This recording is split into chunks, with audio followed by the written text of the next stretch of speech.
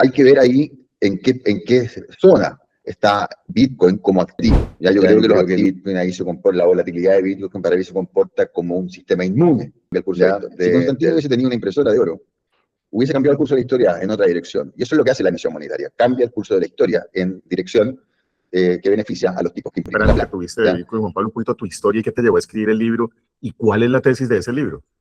Ahí yo me llamaba maximalista porque Bitcoin es la única dentro de todas las criptos. Estaba el otro día, habría eso, un tema con las pequeñas y medianas empresas. En el fondo, ¿por qué no acumular un poco de Bitcoin desde el flujo caja, ir ahorrando, ir reemplazando cierta cantidad de facturas, ciertas líneas de créditos chicas, y como aquí te endeudas al 5 y aquí al 1, bueno, el diferencial, compramos más Bitcoin. Ya, y ahí viene donde el dinero, como herramienta, nos ayuda a coordinarnos y hacer cosas que inimaginables, ¿no? Hola, muy buenas tardes, días, noches, dependiendo de donde esté en el planeta. Estamos aquí en Los Maximalistas, YouTube Sin Filtro, bloque 941.187 de la altura de Bitcoin. Más o menos mediados de marzo, hoy 18 de marzo del 2026. Y con un invitado muy especial, Juan Pablo Moraga. Muy buenas, joven Sebastián Boretica. Muy buenas, Juan Pablo, ¿cómo están? ¿Cómo les ha ido? ¿Qué tal? ¿Cómo están ustedes? Acá todo bien, despidiendo el verano por acá en Chile. Desde Chile les hablo yo. Entiendo que ustedes están en Colombia, por allá por las Europas. Todo bien, todo bien. Trabajando en Bitcoin, sacando segunda edición del libro, sacando proyectos, preparando el viaje a España, así que todo bien. Ahí vamos a hablar de todos esos temas. Seguro que sí. Qué bueno. Dale, Sebas, ¿cómo está? Qué bueno, Juan Pablo. No, todo muy bien por aquí. Yo estoy desde ahí también para contarles, estoy desde Viena, en Austria. Por aquí las semanas pasadas como que nos engañó un poquito el clima porque estaba ya haciendo como buena temperatura, como tirando a primavera.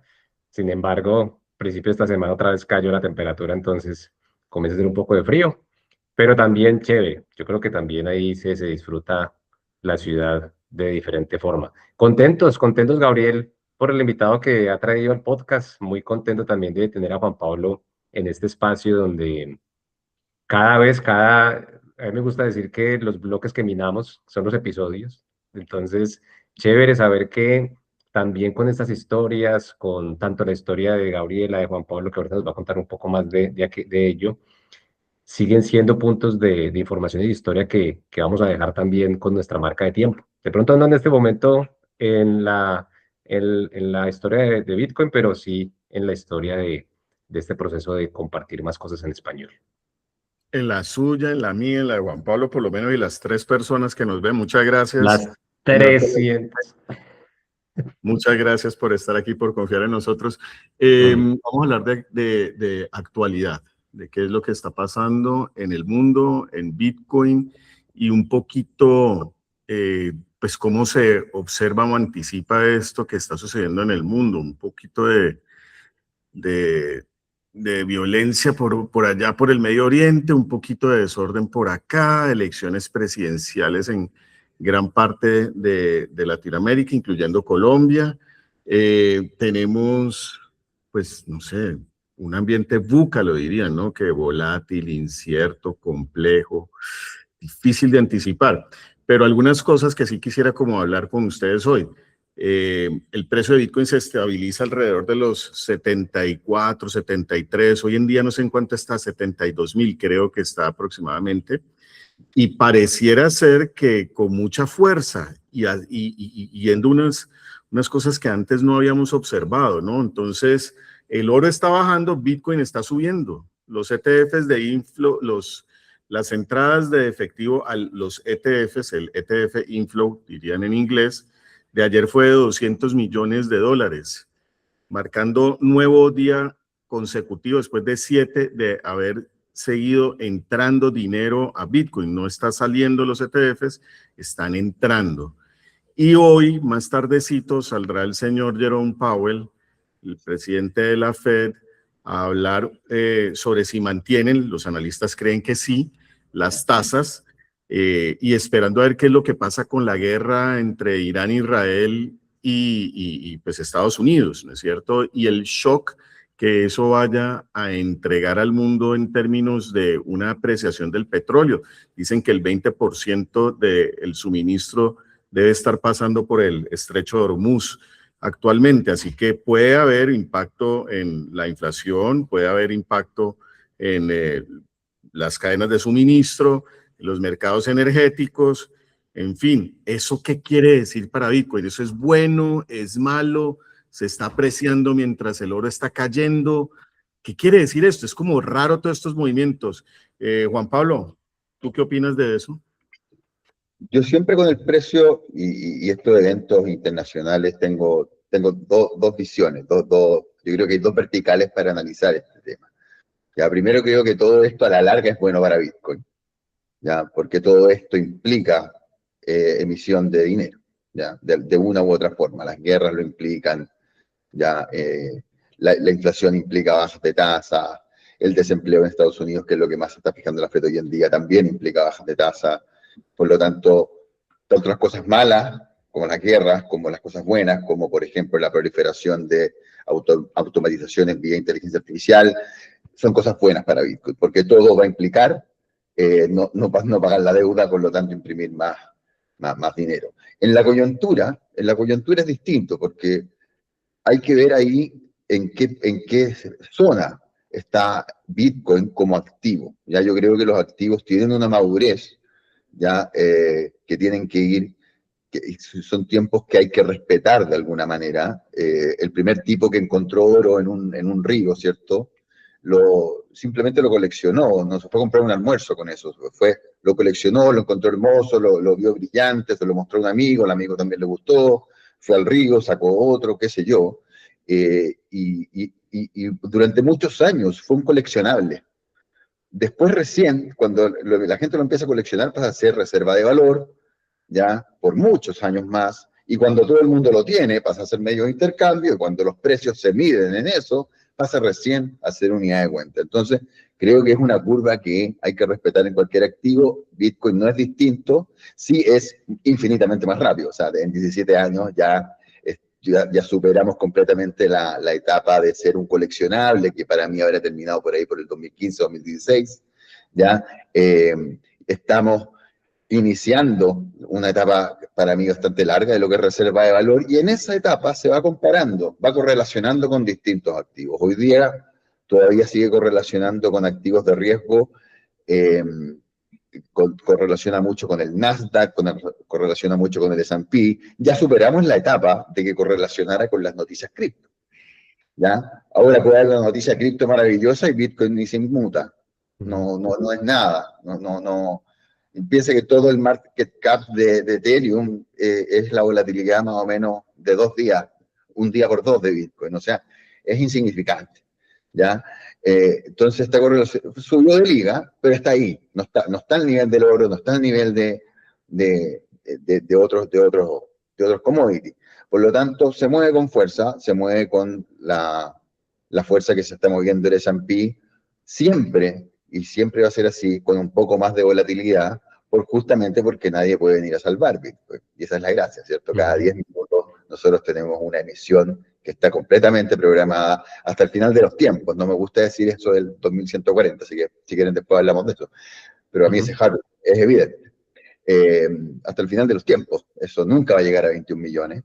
Por lo tanto, eso es lo que le da la volatilidad. Justamente la rigidez, ¿cierto? La certeza que tengo en un activo va a hacer que sea más volátil, cosa de sacar apalancado, ¿cierto? Destruir las malas ideas, potenciar las buenas ideas, que es lo que debiese hacer un dinero serio.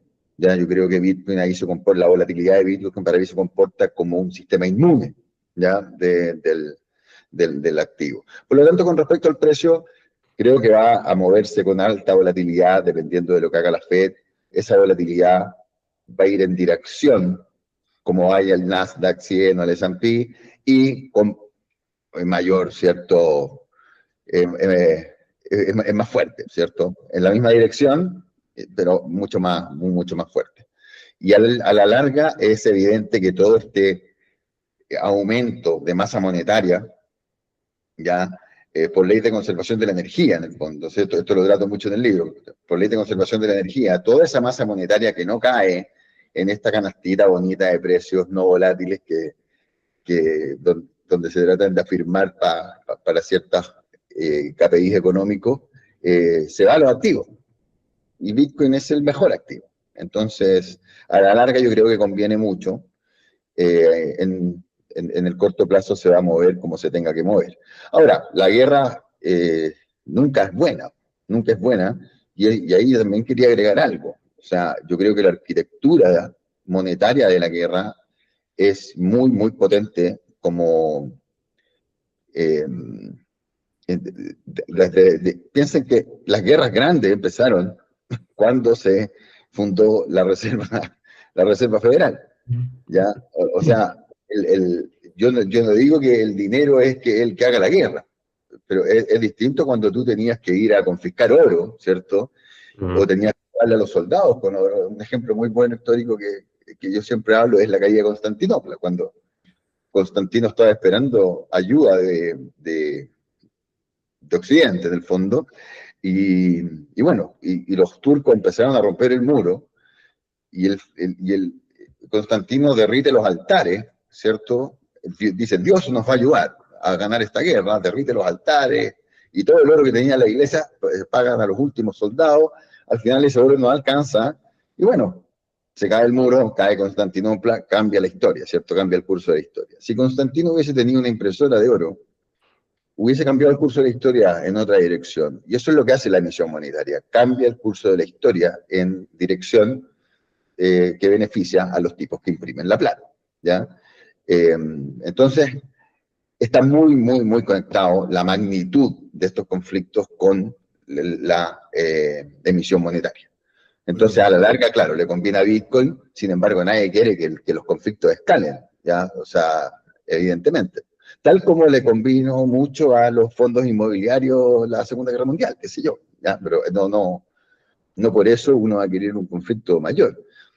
Y para terminar, yo creo que es la única manera que Estados Unidos tiene de mantener hegemonía sobre el dólar. O sea, las monedas de reserva se defienden con guerra. Yo creo que, y si no fuese Estados Unidos, estaríamos hablando de otro país, de otra moneda de reserva y de más o menos los mismos conflictos, probablemente distintos nombres, pero exactamente los mismos conflictos. O sea, esa es mi opinión al respecto. Qué bonito insight, además de el fiat puede alimentar la guerra. Don Sebastián, su opinión. Bueno, yo quisiera aprovechar acá el tiempo con Juan Pablo, hacerle una pregunta respecto a lo que ya dijo Gabriel y Juan Pablo nos compartió.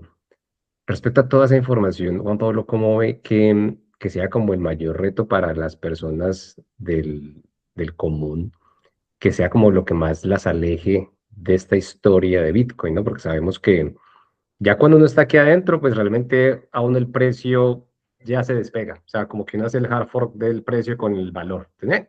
Ya uno como que, sí, obviamente muy bueno saber, tener información a cómo se comporta en ese desarrollo tan importante que dice Juan Pablo de cómo se desarrolla el activo en el tiempo. Que a veces yo soy un poquito, o sea, yo también pienso en el tema de baja preferencia temporal, pero a veces me desespero porque quiero que ya sea, ya quiero que poner los precios a toches. No sé qué, para eso falta tiempo.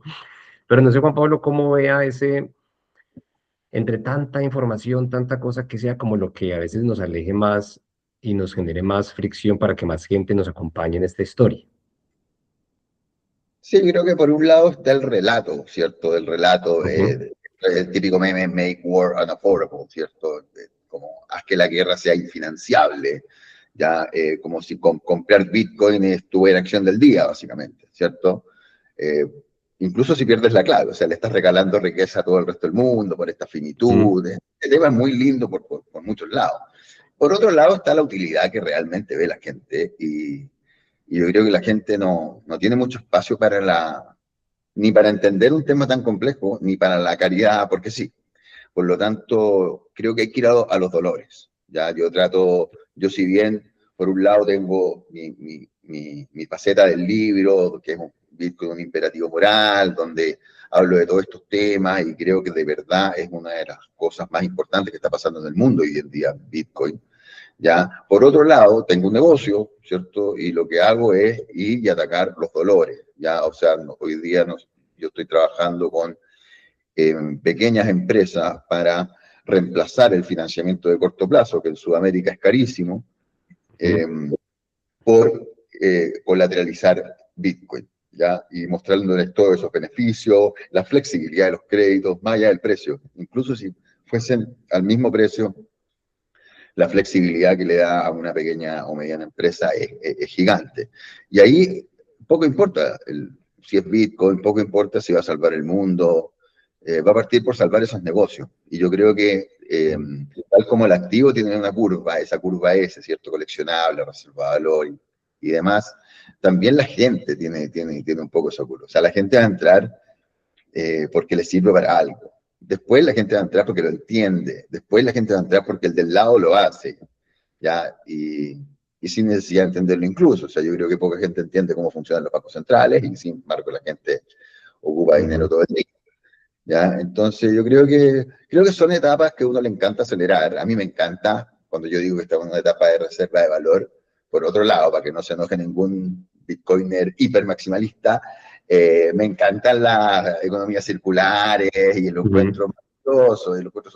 Ok, no se van a saltar, lo que yo digo es no se van a saltar la etapa de reserva de valor. ¿Ya? O sea, si no incorporamos el capital, donde está el capital real, bono soberano, Wall Street, no va a funcionar esto, ¿ya? Y está pasando al ritmo que tiene que pasar.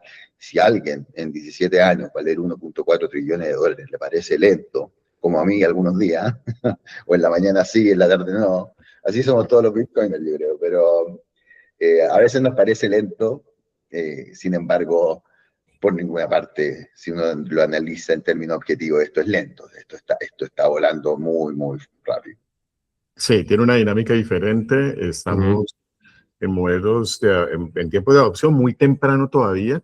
Quería preguntarte acerca de ese entendimiento temprano que tuviste de Bitcoin, Juan Pablo, un poquito tu historia y qué te llevó a escribir el libro y cuál es la tesis de ese libro. A ver, yo llego a Bitcoin, a mí nadie me dio la pastilla naranja, ya no tuve la oportunidad de tener un maestro, me faltó el maestro. Me tocó, yo hacía clase en ese tiempo en un MBA en la Universidad del Desarrollo acá en Chile, y la última clase de mi curso se llamaba Tecnologías Disruptivas, por lo tanto todos los años buscaba una tecnología nueva que estuviese sonando. Y me encuentro con esto de blockchain. ¿Qué será blockchain? Falta una semana para la clase, nunca está de más aprender algo nuevo. Bueno, démosle, empezamos a estudiar y a preparar la clase. La clase salió bastante bien, hablé de Bitcoin, de Satoshi, de Ethereum, de lo que estaba pasando en ese entonces, ¿cierto? Y ahí hay varios temas que me quedan dando vuelta. A mí toda la vida me ha gustado el tema de los precios, del dinero, y muy desde el punto de vista antropológico, ¿ya? Mi viejo trabajó en el Banco Central aquí en Chile, entonces son temas que yo discutía un poco, no sé si desde chico, pero salían algunas veces del almuerzo el domingo. Y me quedo dando vuelta a Bitcoin. Cometí todos los errores de comprar canicas por todos lados y plata, y bueno, ya. Eso está buena, comprar canicas. Claro, no. Bueno, uno empieza a ver, qué sé yo, y me pongo, yo creo que ya el 2020 estaba súper convencido de que Bitcoin es la única. Ahí yo me llamaba maximalista porque Bitcoin es la única dentro de todas las criptos. ¿Es cierto? Eso para mí era el maximalismo, ahora para mí es mucho más, ¿ya? Pues seguía siendo una de ese grupo, ¿sí? La mejor, ¿ya? Sin embargo, de ese montón. Y ya desde el 2021 al 2024, empiezo a estudiar muy fuerte y a acumular, ¿cierto? Bitcoin, yo me he dedicado los últimos 20 años a la inteligencia artificial, analítica avanzada de datos, en ese sentido. Yo trabajaba acá en EY, una consultora, y bueno, y siempre pensaba, bueno, me quiero dedicar, cuando sea grande, me quiero dedicar a Bitcoin. Y bueno, ¿qué es dedicarse a Bitcoin? Hacer un exchange, no sé, pintar cuadros de Bitcoin, hacer un blog, libros, hacer clases. Creo que esto está lleno de cosas por hacer. Y bueno, y el 2025 decido dedicarme a esto, sin tener muy claro qué iba a hacer. ¿ya? Ok. Obviamente tenía claro que iba a ocupar mi expertise para lo que fuera que diseñara, ¿cierto? O sea, si no lo tenía claro, pero estaba elaborando productos, servicios. La idea era elaborar productos, servicios y experiencias basados, ¿cierto?, en esta transformación cultural que estamos viviendo, y yo no tengo la menor duda de que se va a ir acelerando. Esa era la hipótesis inicial, ¿cierto?, la tesis inicial. Y el 15 de marzo, me di cuenta el domingo, el 15 de marzo del año pasado, publico un artículo en LinkedIn, ¿ya? De stablecoins, ¿ya? Y ahí empiezo a publicar varios artículos, después me doy cuenta, 2 semanas después me doy cuenta, oye, pero aquí se puede hacer un newsletter, ¿ya? O sea, era tan Ujú. que ni siquiera sabía que se podía hacer un newsletter, estaba publicando artículos. Bueno, hago el newsletter el 31 de marzo del año pasado, y ahí todo empieza a fluir al final, porque empiezo a escribir, te empiezas a forzar de entender muchos temas, te empiezas a forzar de bajarlo a tierra, y ahí pasan dos cosas. Empiezo a participar en podcast, de hecho el primero fue con Aldona, organizadora de Mad Bitcoin en Madrid este año, y por otro lado empiezo a juntar mucho material y a diseñar productos. Y ahí se me ocurre un tema que comentaba el otro día Gabriel, un tema con las pequeñas y medianas empresas, de, en el fondo, ¿por qué no acumular un poco de Bitcoin desde el flujo caja, ir ahorrando e ir reemplazando cierta cantidad de facturas, ciertas líneas de créditos chicas, y como aquí te endeudas al 5 y aquí al 1, bueno, el diferencial, compramos más Bitcoin. ¿Ya? Ese era como la idea base. Y he estado todo el año desarrollando eso, trabajando con clientes, y por otro, esas son los dos patas, trabajando en ese producto, en el fondo, dándole forma, construyendo la aplicación, asesorando, mientras no tenga la aplicación soy simplemente asesor de esta empresa, y por el otro lado, avanzando en el área comunicacional. Y en uno de los podcasts, el primero, de hecho, con Aldona, que Aldona, de hecho, me llama por una de las columnas, ¿ya? Ujú. Me dice, tú tienes que escribir un libro cuando se va.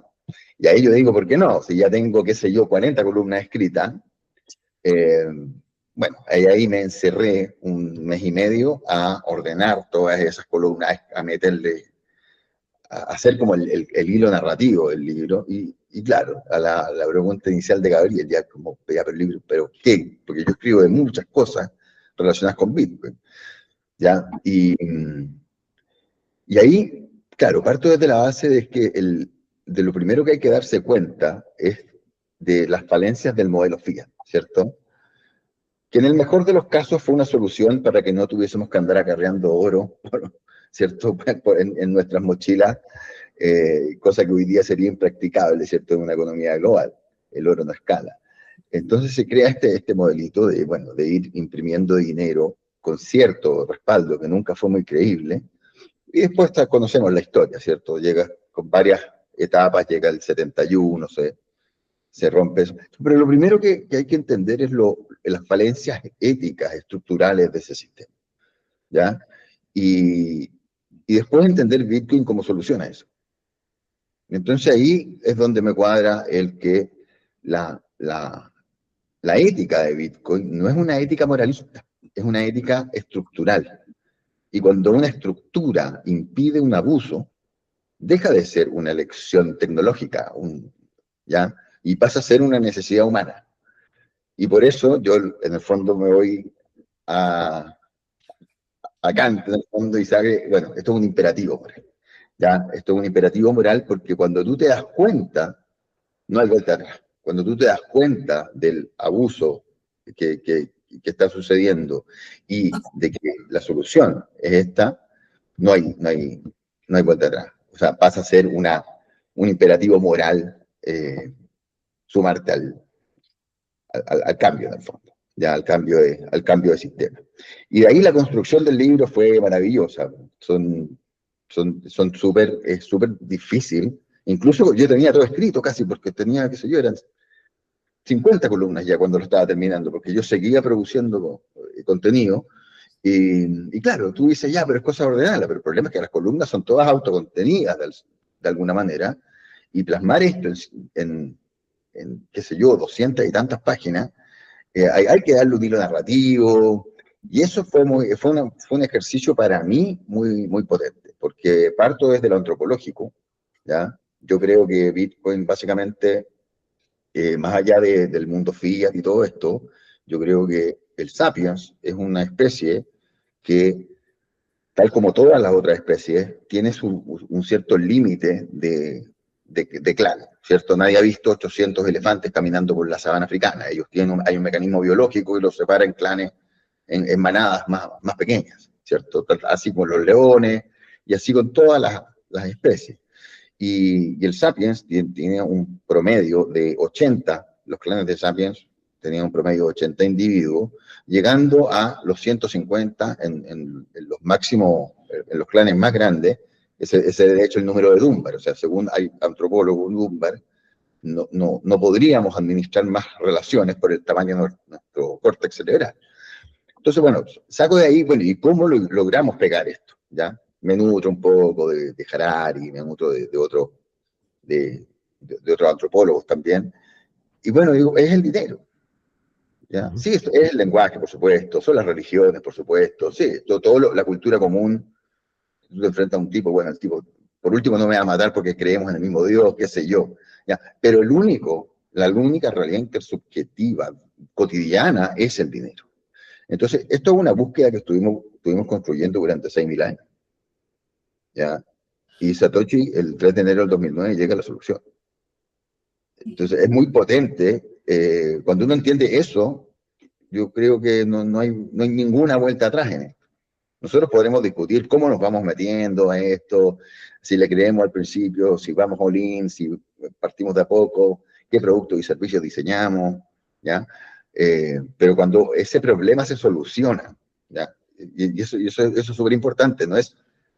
Cuando un problema se soluciona, simplemente se solucionó el problema, no hay dobles interpretaciones, y por eso todas estas otras redes, blockchains, ya, para mí son un buen sandbox. Se inventaron hartas cosas buenas ahí, como los contratos inteligentes, que todo esto se va a construir sobre Roca, se va a construir sobre Bitcoin, porque el Bitcoin fue el protocolo que solucionó el problema de cómo administramos, transferimos y custodiamos el valor. ¿Ya? Y lo logramos después de 6.000 años. O sea, esto es una construcción harto más larga que Internet, si podríamos decirlo así. Entonces, bueno, parto desde esa como base bien antropológica y después me voy por el mundo fiat, ¿cierto? Entendiendo, muy ligado a la escuela austriaca. Creo que Bitcoin es una salida a la escuela austriaca por fin.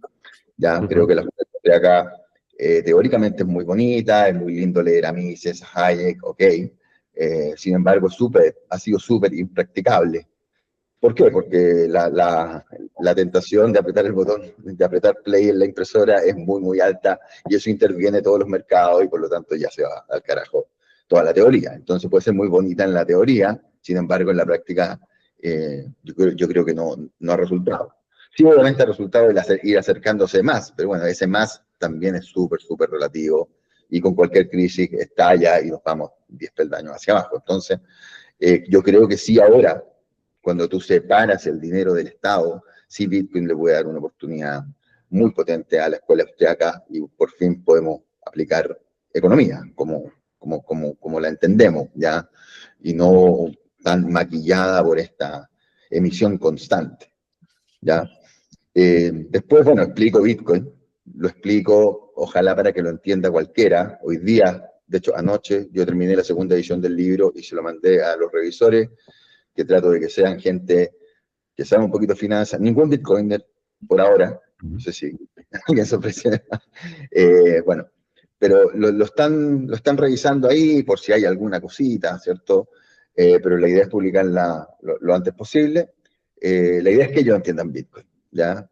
Explico la minería, después hablo de Bitcoin como red, ¿ya? Yo creo que aquí el mundo se fija en el activo, pero nosotros podemos construir todo Internet sobre Bitcoin. Y eso a mí tampoco me cabe duda que va a terminar pasando, porque si tú te vas al trasfondo, el dinero es básicamente una tecnología de interoperabilidad humana, ¿ya? Y Internet es eso, básicamente, ¿ya? O sea, lo que pasa es que nosotros, claro, el dinero que tenemos lo podemos ocupar para ciertas cosas, pero si nosotros ocupáramos para todo donde coordinamos, almacenamos y distribuimos valor, ocupáramos dinero y tuviésemos un dinero tan flexible como la información que sirve para eso, yo creo que todo Internet se va a terminar construyendo y sustentando sobre nodos de Bitcoin, ¿ya? Y bueno, y termino hablando un poquito del futuro, cómo sería el futuro, ¿cierto? Cómo sería el futuro en un mundo bitcoinizado, ¿ya? Y, y después cierro con por qué creo yo que es el imperativo moral de nuestra era. Ese es ese es un resumen sin spoiler del libro. Con muchas ganas de poderlo no solamente leer primero, Sí, también en segunda edición. ¿Sí o qué, Sebas? ¿Qué claro opina? que sí. Que le ha dicho usted que también es dueño de pequeño negocio, porque quisiera profundizar ahí, Sebastián, usted cuente un poquito Ujú. sus experiencias, porque cuando Juan Pablo habla de una aplicación real, y en eso coincidimos, lo que necesitamos es resolver problemas del día a día. Necesitamos en esa interoperabilidad humana, ¿no es cierto? En ese sistema de transacción humano, en esa colaboración donde el dinero es la tecnología social más importante que hemos descubierto, y en superesteroides ahorita con Bitcoin, cómo poder aprovechar mucho más. Usted ha hecho esos ejercicios, Sebas, yo también los he hecho. Juan Pablo también está en experimentos. ¿Qué podemos hablar de eso, Sebas? Hable usted de los problemas. Bueno, antes de saltar a la pregunta de Gabriel, quería sacar algo que creo que es un tema de los que deberíamos hablar mucho más y se debería hablar mucho más de Bitcoin, y es de lo que hablaba Juan Pablo respecto a tanto el problema que resuelve, pero también eso nos lleva a ver a el dinero principalmente como una tecnología que la humanidad inventó para solucionar algo en algún momento, y que como cualquier otro tipo de tecnología evoluciona. Y nosotros como humanidad, en esos enlaces que creamos a través de, en este caso, que el dinero nos ayuda a coordinarnos, ¿cómo empezar a mostrarle a la gente que antes de pronto el producto, que es el dinero, no tenía mucha competencia, ¿cierto? Ya Bitcoin trae a la mesa a ser un competidor muy viable sobre una mejor tecnología. Yo una vez me quedé con la pregunta en la boca en una conferencia que hubo aquí en Viena, donde estaban aquí varios banqueros, y les quería preguntar, pero bueno, eso solamente ya queda para la historia, de únicamente hablando de tipo de tecnología, ¿cuál es la tecnología de dinero más robusta que existe? No hablando de adopción, no hablando de quién lo usa, no. Y yo creo que hay un punto muy interesante porque el dinero, y ya lo transfiero al tema del pequeño negocio, uno siempre también busca qué tecnología, qué mejor tecnología está en el mercado, ¿cierto? Para ver eso qué otros problemas ayuda a resolver. Entonces me gustaría mucho que, cómo poder comenzar a que la gente vea que el dinero es un producto más de tantos que uno tiene alrededor, uno muy especial, y que así como hay computadores de varias marcas y varias cosas y uno mejor que otro, ya tenemos una solución tecnológica mucho mejor, ¿cierto? Y aquí para no, porque ese es algo que tengo que comenzar a corregir con los podcasts para no perder las preguntas. Hay un problema muy bonito que describía, si no estoy mal, me corrigen, no recuerdo si fue Hayek o fue Mises al principio, que era el problema del conocimiento. Y era que ningún ser humano tiene todo el conocimiento para hacer ni siquiera un lápiz, ¿cierto? Y ahí viene donde el dinero, como herramienta, nos ayuda a coordinarnos y hacer cosas que inimaginables, ¿no?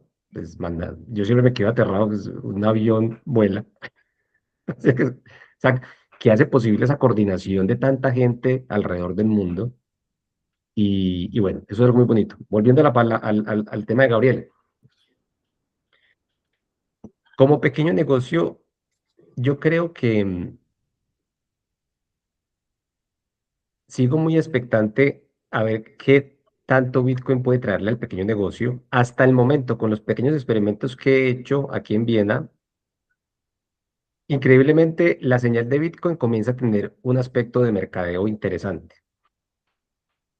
Tener una bandera de Bitcoin en el negocio, la gente ya mira, ya sea en este momento, no sé, hace 8 años o 10 años, pero ya por lo menos tener un avisito que diga, yo acepto Bitcoin, la gente ya o se ríe o viene y pregunta, no lo utilizan, ¿cierto?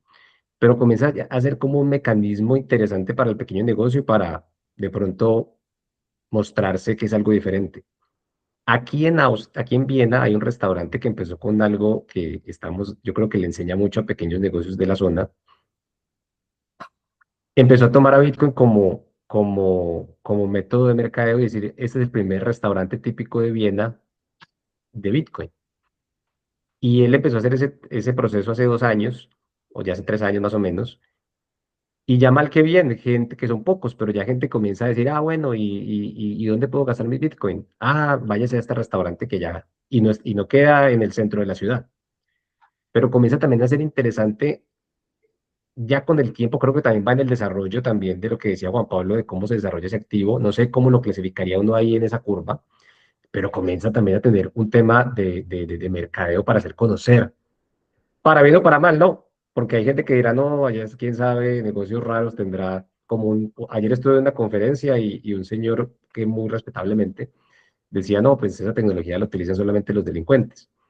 Entonces yo decía, pues yo no me considero uno.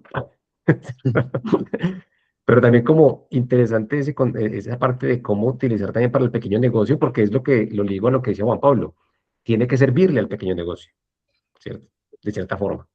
Claro, es que yo creo ahí que ahí hay dos temas. Yo creo que pusiste en el tapete un tema súper relevante que yo me he fijado poco, que es Bitcoin como marca. Ya, yo creo que Bitcoin va a ser pronto la marca más poderosa del mundo. ¿Cuál es la marca más poderosa del mundo? ¿Qué sé yo? Coca-Cola, qué sé yo. ¿Ya? Pero yo creo que no hay nada más global, más líquido y que vaya creciendo, ¿cierto? A la velocidad que crece Bitcoin sin tener un gerente marketing. ¿Ya? Entonces, como tú dices, es incluso se ve bien desde el punto de vista del marketing, se ve tecnológico, se ve muy startupero, se ve New Age, se ve futurista el aceptar Bitcoin, independiente de que nadie te compre en Bitcoin. ¿Ya? O sea, yo creo que Bitcoin como marca va a comenzar poco a poco a ser un tema. Dicho eso, yo creo que la gran aplicación que tiene hoy día Bitcoin, y yo creo que es la más grande de todas, ¿ya? Es el colateral. ¿Por qué? Porque estamos en una etapa de reserva de valor, para mí, claramente. No digo yo cada vez que voy a una conferencia pago todo en Bitcoin y me encanta que me compren en Bitcoin, está bien, ¿ya? Sin embargo, no se puede negar que estamos en una etapa de reserva de valor porque tú no puedes fijar precios en Bitcoin todavía, ¿ya? Por la volatilidad que tiene. Y todas las empresas, el 100%, tienen que financiar tiempo, de alguna manera. O sea, la diferencia entre que yo compro y vendo algo, ¿cierto? Esa diferencia la tengo que financiar. Incluso a las que les va mejor, quizás no se dan cuenta cómo podrían disminuir ese gap, pero siempre va a haber un gap. O sea, yo no compro algo y lo vendo instantáneamente con un valor agregado, ¿cierto? Ya yo le pago a 30 días a mis proveedores, qué sé yo, hago algo, o pido un crédito, o voy a un factoring, o, o le pido un crédito al proveedor, o ocupo una línea de crédito, o si soy una empresa muy grande, dejaré como garantía la fábrica, dejo como garantía la fábrica, ¿cierto? Y me consigo un crédito para agrandar la fábrica, por decir algo, ¿ya? Bueno, cuando ese tipo se dé cuenta de que cuando le queden 5 minutos para que termine el mes y pagar los sueldos, y él puede colateralizar a un clic el equivalente a los 5 metros cuadrados de su fábrica, que es la platita que le falta, se va a volver loco, ¿ya? Y yo creo que las grandes empresas va a costar un poco más. Ellos están más fijándose quizás por el lado de las Bitcoin Treasury Companies, pueden acercarse. Sin embargo, los pequeños negocios son los más maltratados por el mercado tradicional actual. ¿Ya? Porque no tienen garantías, ni siquiera es porque los quieran tratar mal, sino porque no tienen nada que demostrar. No tienen ninguna garantía. No sé, tú demuestras tu EBITDA y yo no sé si vas a vender más el próximo mes. La venta es súper volátil, o es muy, muy baja, o el negocio depende demasiado del dueño. Y bueno, ¿qué pasa si te enfermas? ¿Cómo te va a dar un crédito? ¿Qué pasa si te enfermas?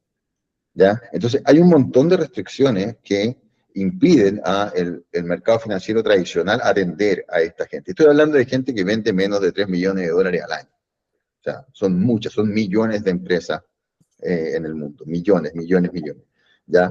Y algunas son bastante grandes, o sea, 3 millones de dólares entonces no es poco tampoco, ¿ya? No estoy hablando de un negocio pequeñito solamente, ¿ya?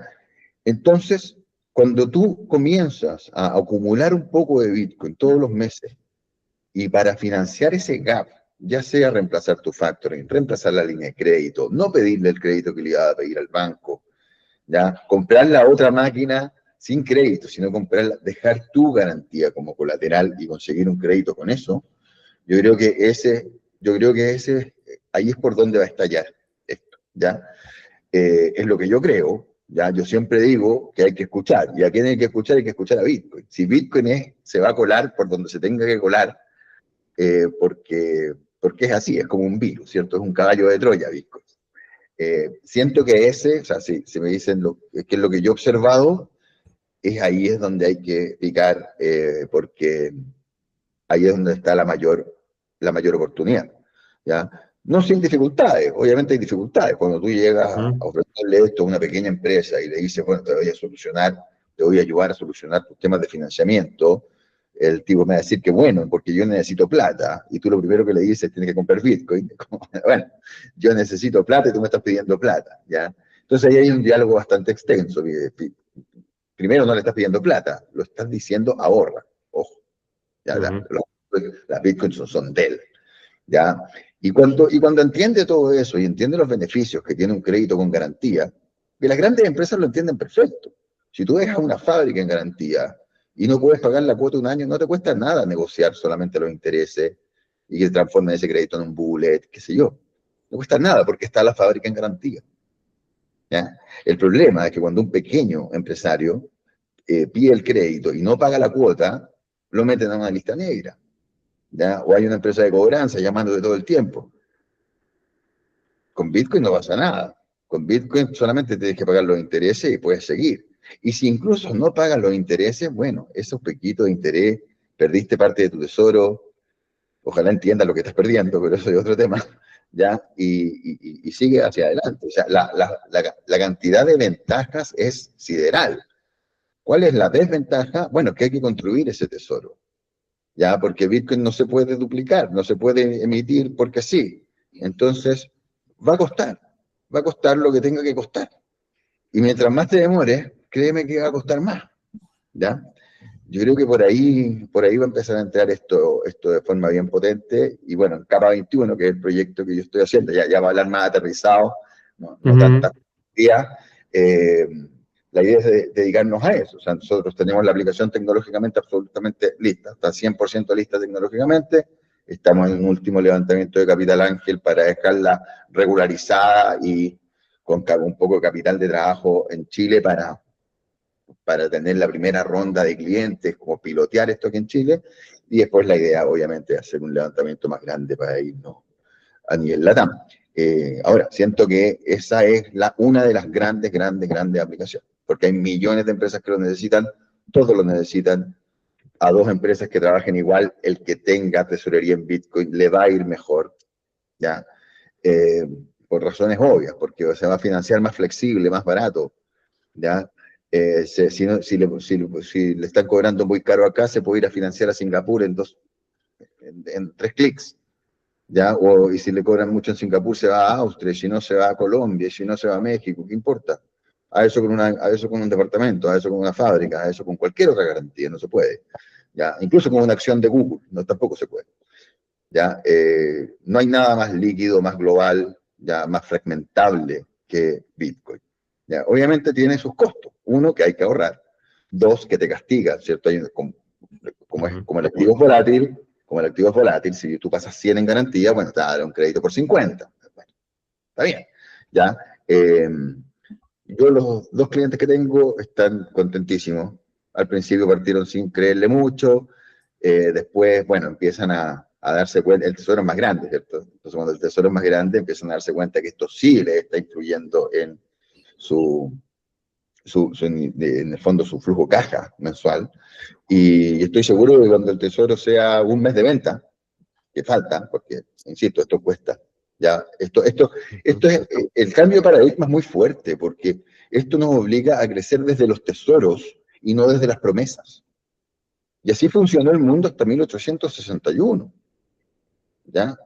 O sea, bueno, no tan así porque el oro era confiscable, entonces básicamente si tú eras pobre no podías tener mucho más del oro que te cabía en donde nadie lo pudiese encontrar, que eran pocos lugares, ¿ya? Pero la revolución acá es muy grande por lo mismo. Bueno, Juan, yo creo que ese es uno, tal vez tú has identificado, creo yo también, uno de los más lucrativos para todos involucrados en el sistema o en el ciclo.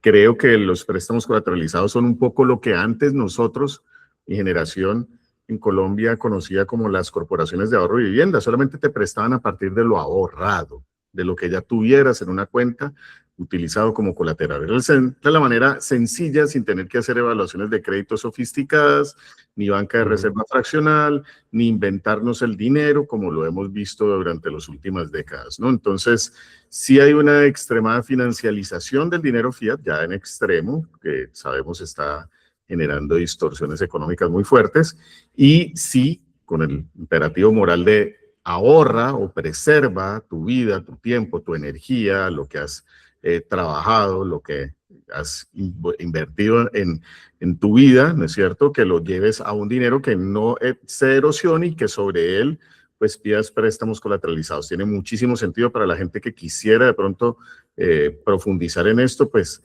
con nosotros, con los maximalistas, Juan Pablo desde Capa 21 en Chile, nosotros también acá lo hacemos, te podemos ayudar también cuando entres acá en Colombia o en el norte de Sudamérica con tus préstamos colateralizados. Le dices a tus clientes, financien la expansión hacia Latinoamérica a partir de lo que ustedes ya tienen sin tener que venderlo. Financienlo sin tener que vender una que en ciclo de 4 a 10 años solamente va para arriba, o sea, solamente se valoriza porque ya sabemos las otras monedas se desvalorizan. Hay tantos otros casos de uso para digamos, las pequeñas y medianas empresas. No vamos a hablar de todas ellas. Juan Pablo, tú traes uno muy importante ahí, pero yo sé que Sebastián, por ejemplo, ha estado moviendo temas de pagos, yo también, economía circular la mencionaste levemente. Estás hablando de estrategias de financiación, pero hay otras tantas que les permiten, por ejemplo, transferencias internacionales 24/7, para mencionar de una de ellas, ¿no es cierto? A menores costos, a velocidad mayor, con mayores garantías de seguridad, ¿no es cierto?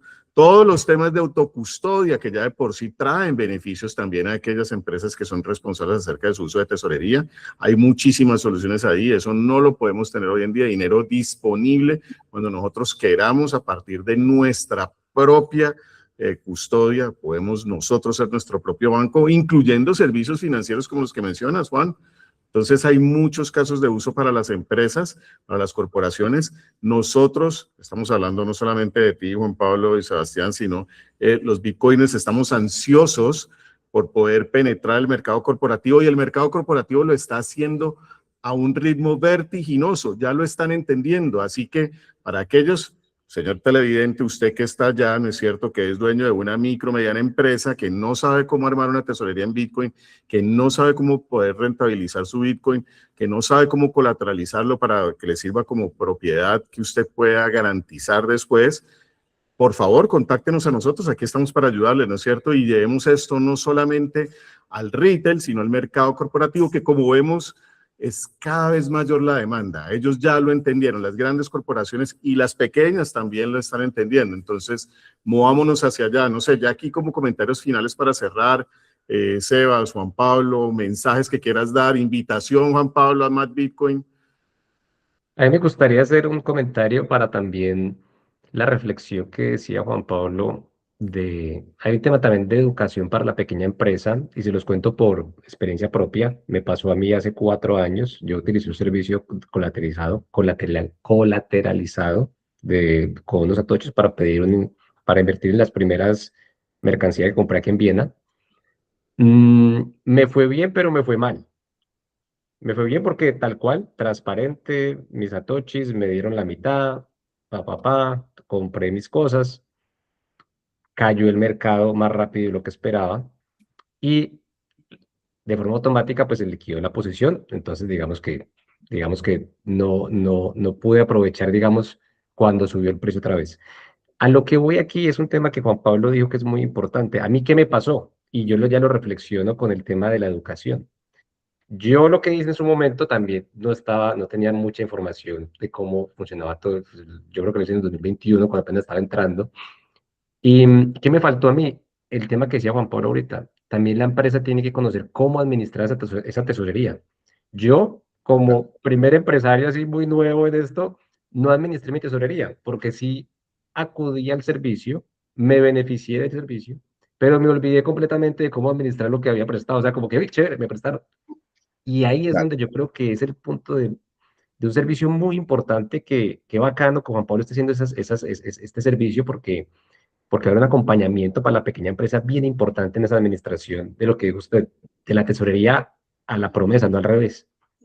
Sí, ahí en Capa 21 la idea que tenemos es justamente apoyar ya en el servicio de hecho hay una suscripción que eleva el Ujú. apalancamiento a un 60%, ¿ya? ¿Qué es lo que pasa? Es un 60%, ¿es más riesgoso? Sí, es un poco más riesgoso desde ese punto de vista financiero, pero no nos olvidemos de la otra volatilidad, que es la volatilidad de que te falle un proveedor, de que se caiga un contrato, de un contrato que pretendía cerrar la próxima semana y termina cerrando un año después. Si empresario que escuche esto, le va a calzar perfecto lo que estoy diciendo, Ujú. ¿ya? Y a esos, a los suscritos, nosotros tenemos un contacto cercano, ¿ya? Entonces nosotros sabemos, por ejemplo, esto siempre invito a hacerlo con un flujo. Tú puedes partir ya con la red de revísame todo esto, pero bueno, no, pero ¿cuánto es el flujo mensual que vas a poner? ¿Ya? No obligado, pero tengo que tener más o menos la idea de ese flujo, porque con ese flujo yo proyecto en el fondo, si es que Bitcoin está cayendo muy fuerte, digo, oye, ¿sabes qué? Nos vamos a tener que ir un poquitito más atrás. Yo siempre pongo la analogía cuando uno jugaba cuando niño en la orilla del mar, que se recoge la ola, uno corre un poquito, ¿cierto? Y cuando viene la ola de vuelta empieza a correr para atrás, y yo por lo menos lo pasaba muy bien en las costas aquí en Chile, y así juegan los niños, ¿cierto? Y hay niños más conservadores, y hay niños que, bueno, que se meten tanto que, bueno, la ola después los agarra. Y yo creo que cuando uno deja de mirar esto como, de hecho, uno ya no lo mira así, pero el cliente deja de mirarlo como un activo especulativo y lo empieza a mirar como infraestructura financiera, Ujú. bueno, seamos conservadores. O sea, aquí lo más importante es cuidar el activo, ¿ya? Y un activo que crece un 40% al año compuesto en este periodo, porque antes crecía más, en este periodo, bueno, ¿qué importa apalancarse? Si hay que apalancarse al 45 y mantenerse un rato al 45, mantengámonos un rato al 45. Después nos vamos al 60, ¿ya? Y nosotros vamos asesorándolo en ese límite, en el fondo de apalancamiento, ¿ya? Es solamente una sugerencia, el tipo puede apretar el acelerador y irse a 60, todo lo que quiera, bueno, son sus bitcoins, su plata, lo que quiera. Sin embargo, nos prestamos ese servicio, básicamente. Y bueno, para cerrar, como decía Gabriel, eh, este año se vienen muchas cosas. De partida estoy sacando el libro ahora, o sea, las correcciones llegan antes de Semana Santa y la idea es publicarlo en Amazon después de Semana Santa, primeros días de abril. Eh, Después voy a Mad Bitcoin Summit en Madrid, ya que es yo creo que va a ser la conferencia más grande de habla hispana ligada a Bitcoin for Corporations, ya con un foco en Bitcoin para empresas. O sea, ya piensen que en 2026 estamos viviendo esa bifurcación. Era soñado esto el 2020, ya Bitcoin era Bitcoin. Y ahora ya existe Watch Out Bitcoin, por ejemplo, en Madrid, que es un Bitcoin más peer-to-peer, ¿cierto? Se potencian más las comunidades, ¿cierto? Y, o sea, ya hay dos ramas, que yo creo que es súper celebrable. Me encantan las dos, yo voy a todas las conferencias, ¿no? Pero que se empiece a bifurcar esto lo encuentro muy heavy, buenísimo, ¿ya? Y bueno, y este año sacamos el producto, así que bienvenido todo el que quiera participar, y la idea es, ojalá cubrir, no sé, es complicado ponerse plazo, pero cubrir Latinoamérica. Ya Latinoamérica tiene países muy factorizados, ¿cierto? Como Chile, Perú, Colombia, ¿ya? Y otros que no están tan factorizados como Argentina, Uruguay, Paraguay.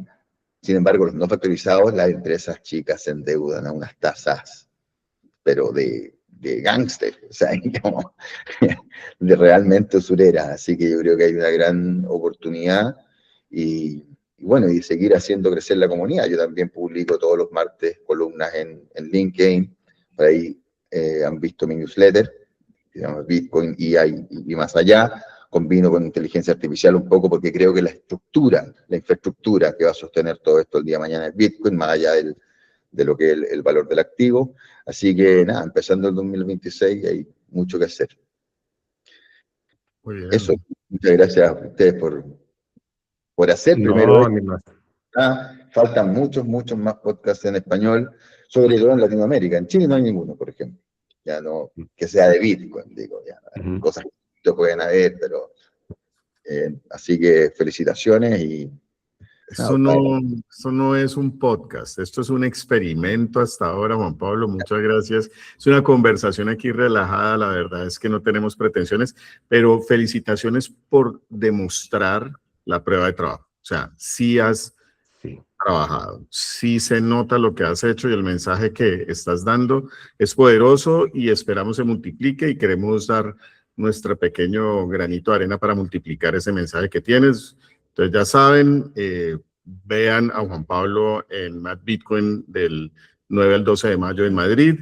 Compren su libro en segunda versión, el imperativo, Bitcoin Imperativo Moral. Y también, ¿por qué no? Prestos al lanzamiento de Capa 21, a los servicios que ofrece y vamos a ver cómo se te ayuda ahí, Juan Pablo, para que puedas escalar, ojalá, lo más eficientemente posible en Latinoamérica. Muchísimas gracias por tenernos aquí. Al joven Sebastián. Gracias. Despida. Bueno, yo le digo, me despido, pero con una pregunta, Juan Pablo. ¿Qué le puede recomendar o qué consejo le daría a esa persona que está a punto de escribir ese artículo, de escribir ese libro, de empezar una aplicación para que dé ese paso? O sea, para que se Pregunta ese para un paso. amigo. Pregunta para un amigo. Yo creo que estamos muy temprano. O sea, uno siempre mira, se fija en el precio, en la volatilidad del precio, en para dónde va el precio, ¿ya? Y claro, uno explica, bueno, estamos recién en el cuarto halving, ¿ya? O sea, queda tanto y estamos muy temprano para eso. Sin embargo, uno se fija que estamos tan temprano para otras cosas. O sea, el otro día hablaba con un español en una reunión y me decía, ya, pero es que hay gente que me dice que está tarde creo que era para comenzar una app de trading. Quien te diga que está tarde para algo en Bitcoin, dile por favor que me acompañe un día a ofrecer estos productos, porque la gente lo va a mirar como si viniera del futuro. De verdad la gente te mira como si vinieras del futuro. Y la gama de productos que se puede crear hacia adelante es infinita, por lo tanto faltan libros, faltan podcasts, faltan experimentos, faltan bitcoiners, faltan comunidades, faltan economías circulares también, faltan empresas con tesorería de esto, porque también hay que pensar que esta estructura es de verdad rígida. O sea, yo creo que eso es lo que uno no le cuesta que le entre en la cabeza, y cuando es de verdad rígida, los sistemas tributarios se van a tener que adaptar. ¿Ya? No es que el Bitcoin sirva para evadir impuestos, no. Bitcoin existe, por lo tanto el sistema tributario se debe adaptar. ¿Ya? No es que Bitcoin sirva para esto, no, Bitcoin existe, por lo tanto los sistemas de pago se van a tener que adaptar, los bancos se van a tener que adaptar, y las empresas se van a tener que adaptar. Entonces, yo creo que estamos en etapa de ser pioneros de todas maneras en esto. Yo por lo Qué menos en el bueno, 2000 Pablo. un piquero. Yo Gracias le por doy eso. Yo creo que nos... la respuesta, viejo Sebastián. Bótese al agua, hermano. Échese, pierda la vergüenza. No, y lo que Hermano, dice Juan Pablo al final no es lo uno con fracaso. Gabriel. Salte y sea pionero. Sea pionero en lo que está pensando, sea pionero en lo que, porque estamos en ese momento y qué buena esa reflexión. Salte y sea pionero. Que aquí también Exactamente. vamos a estar para acompañarlo y para que charlemos y para promover lo que hagan. Yo creo que eso sería muy chévere que este experimento que estamos haciendo con Gabriel sirva también como una pequeña plataforma para que esos pioneros que llegan a este ecosistema encuentren en un lugar donde también podamos compartir todo lo que están haciendo. Muchas Sí, gracias, Juan Pablo. Muchas muchas gracias, gracias, Gabriel, Pablo. nuevamente, porque sí hay que agradecerles a Gabriel que hace esto posible. Entonces, gracias. Ok, Cuando, muchas gracias a mi señora que me dijo que pusiera también su orquídea acá. Mire que ya tengo Sí, orquídea, sí, ya está. ahí está Yo tengo presente. que seguir mejorando es mi equipo. Tengo que mirar si comienzo a gestionar mejor mis satoshis y me compro una nueva cámara. No, tenemos que mejorar. Tenemos que a tu mejorar. perro, estaba mirando a tu perro y yo tengo un gato, se llama Satoshi, de hecho, pero Ah, creo que lo dio pánico escénico y no me dio deambula. susto. ¿Cómo se Yo tengo es llama? este. Yo no tengo, no tiene, me lo hicieron aquí en Viena un artista colombiano. Hay Ay, que tan ponerle bonito. nombre. Hay que ponerle ¿Pero nombre al qué es? zorro. ¿Un castor? ¿Qué es esa vaina, hermano? Un zorro. Ah, un zorro. Está muy Un bonito. zorrito. Está muy bonito. Bueno, muchísimas gracias a todos los que Bueno, nos vieron, los que nos acompañaron hasta acá. Este será un próximo capítulo, entonces, donde profundizaremos más, Juan Pablo, después de que te hayas ido, de que hayas vuelto, de que hayas Orange Pill entregado la pastilla naranja a toda esa gente en Madrid, en Chile. Te esperamos en Cali, Colombia, o también te esperamos allá en Viena, Austria. Yo ya estoy claro. invitando por usted, Y hermano. aquí ya sabe que cuando lo que necesite aquí, Juan Pablo, con mucho gusto, probar producto, lo que sea, experimentar con el producto que está sacando, de una, también con el libro, aquí hay gente colombiana también y con habla España, habla hispana, que chévere también que en algún momento llegue todo esto por acá. No, yo Genial. cuando grande quiero ser como Juan Pablo, yo ya le dije. Vamos a ver Entonces, lo qué. que Juan Pablo, cuando grande quiero ser Bitcoinero, quiero hacer algo en Bitcoin, esa fue muy chévere también que nos llevamos de aquí, cuando Muchas grande, gracias, hermano, Juan. bueno. Muchas gracias, Sebastián. Que Bueno, tengas buena tarde. se Chao. cuidan. Chao, Nos chao. vemos.